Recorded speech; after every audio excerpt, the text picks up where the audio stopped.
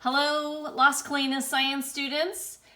We are doing an experiment today with some ultraviolet light beads, and I have some radiometers too to show you, and I have a black light.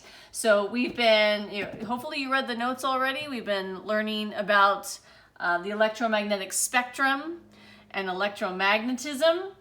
And so today we're going to be talking about the infrared and the visible and the ultraviolet lights. So a couple things I want to show you. These are radiometers right here, and they were invented accidentally by Sir William Crookes in the 1800s, and when he was doing experiments with air currents and pressure.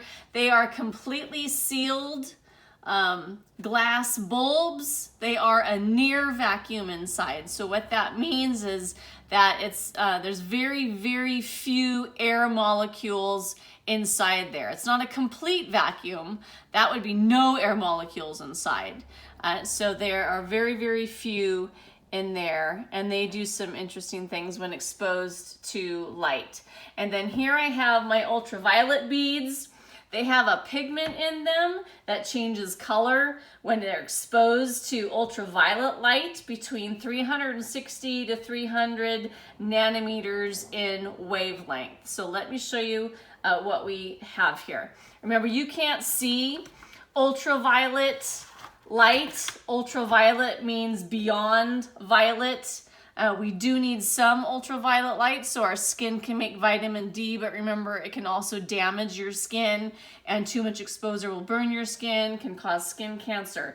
There are 3 different kinds of ultraviolet light. There's A, which is between 400 and 320 nanometers, B, which is what our body uses to make vitamin D, which is 320 to 380 nanometers, and both of those are what you usually apply sunscreen for to block so you don't get a sunburn. And then ultraviolet C is extremely dangerous. That does not reach Earth. It's actually blocked by the ozone layer. So I have a black light here, and just to show you a little bit how the black light can activate the pigment in these ultraviolet beads. So let me hold it up close for a moment to the beads, and you can see that they are changing color. The beads over here still remain white and clear. So, and it will last for a little while, and the darker they are, the more ultraviolet you're being exposed to.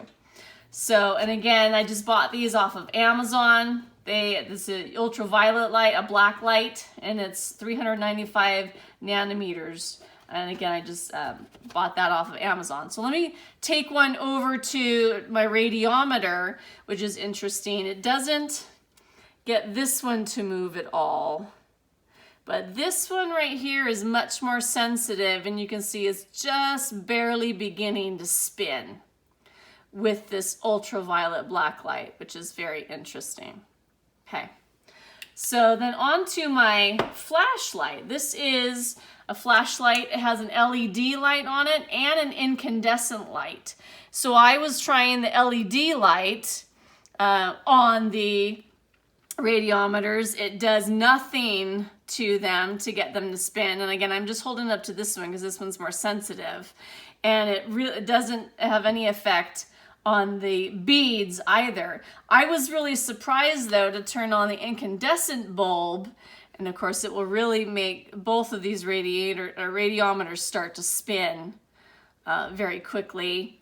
And then when I held it up to my UV beads for some time, it did actually cause there was a little bit of ultraviolet light that got them to glow just a little bit, and I was very surprised that there was some ultraviolet light coming out of the incandescent bulb there. And then I have little tiny mini flashlights, and they are not powerful enough at all to get the radiometers to spin at all. And this one's slowing down right here enough, so it's not going to make it spin up anymore, and it has no effect on this one whatsoever. So I'm inside my garage right now, so we're gonna now take these outside in the sunlight and expose them to electromagnetic radiation from the sun and the beads as well, and we'll see what the difference is when we head outside. So see you in a bit.